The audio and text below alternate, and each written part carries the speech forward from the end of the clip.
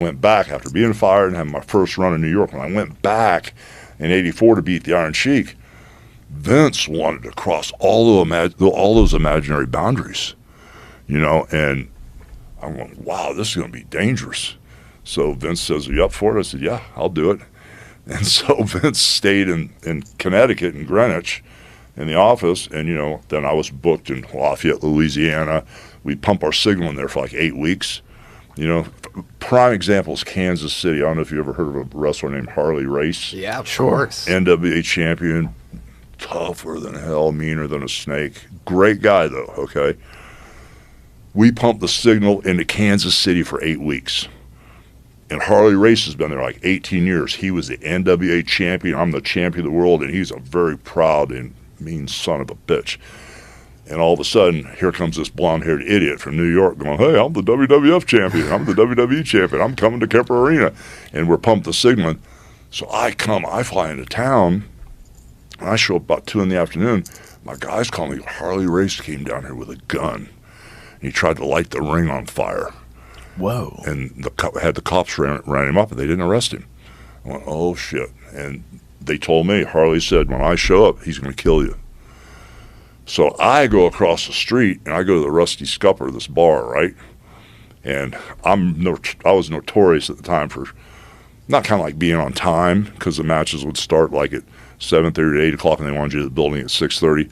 I'd come rolling at about 9:30, after intermission, and I'd have time to put my boots on, because I don't want to talk about wrestling. I just want to go do it. It's like playing guitar or anything. It's like chess. You think 2-3 moves ahead. And so now I don't need to be at the building early. I damn sure don't want to run into Harley Race. This guy's going to kill me. I'm scared to death of him anyway. I've known him since I was a kid, So now I'm across the Rusty Scupper drinking bottles of wine. And now I got to go to the building, okay? So now I go to the building, and I had to go to the bathroom, man. My stomach was killing me. So I'm sitting there on the toilet going to the bathroom. And I don't know if you know a wrestler named Davey Boy Smith, the British Bulldog. Yep. Oh my God, the fucking king is here. The fucking king is here. He's going to kill you, Hogan. Davey Boy comes in and screams at me. I pull my wrestling yellow tights up. Don't even wipe my ass. As fast as I could, because I don't want to get caught with my pants down in there. I want to have a fighting chance. I come blowing out of the bathroom. I turn around the corner. He puts that gun right in my face. And we're in Kemper Arena. And he goes, you know what? I should kill you, Hogan, for coming in here and doing this. And this is Harley Race talking to me. And then he puts the gun down. He goes, but I really need a job.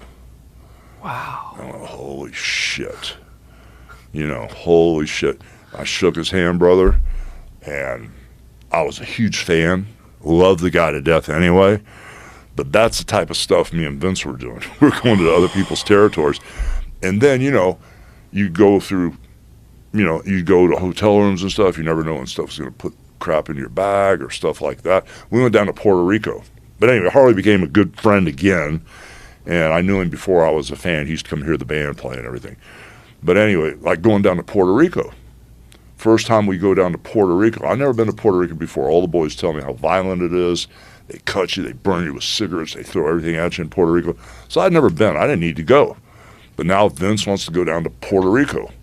And Carlos Colon had the territory there for like 30 or 40 years. So here we come. And I go rolling down to Puerto Rico with Cyndi Lauper with me, right?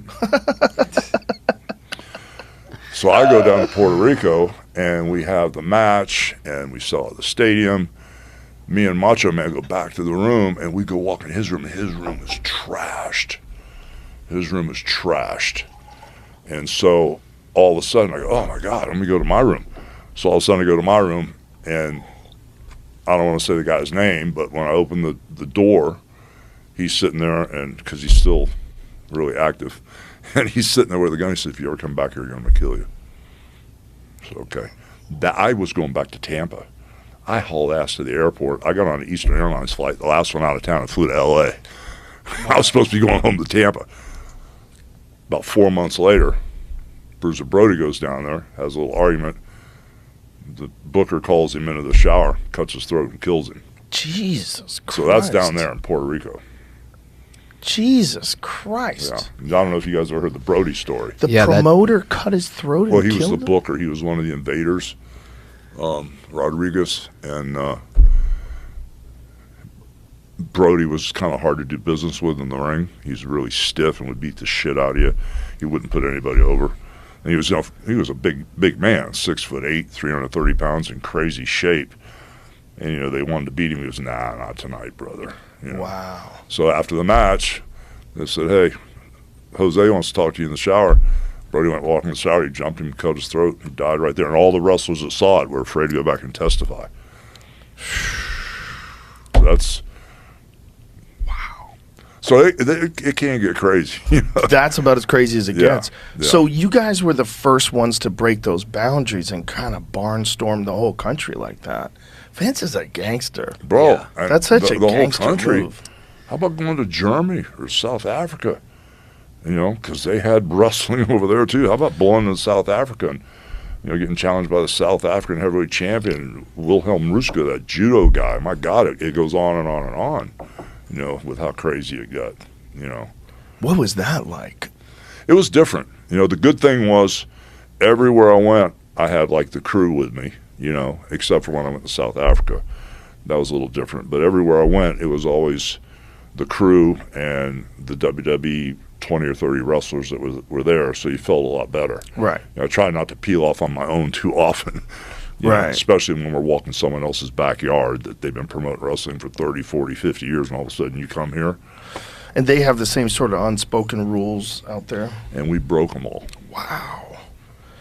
Yeah, I never even considered that as a possibility, that there would be these territories. Well, that's one of the main things that made Vince Jr. so famous and changed the game forever. Vince Sr. always wanted him.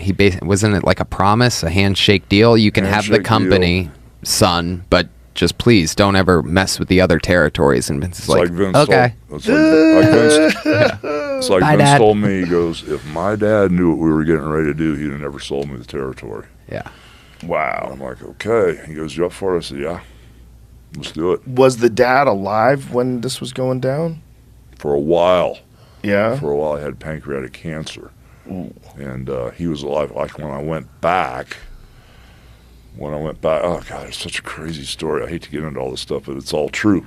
Like when I went back, I had just been in Minnesota, spent 3 years. Hulk Hogan had really, that Hulkamania thing had started there. And I was on fire there. I mean, really on fire. And so now when I go back to New York, Vince had flown to my house. We talked about doing a deal. So on a certain day, I'm coming back to New York. I did 2-3 weeks of TV. Then when I was supposed to be the Iron Sheik for the belt that night, Vince Sr. was there. And he always had these half glasses that he'd look over, and he's always clicking quarters together when he talked to you.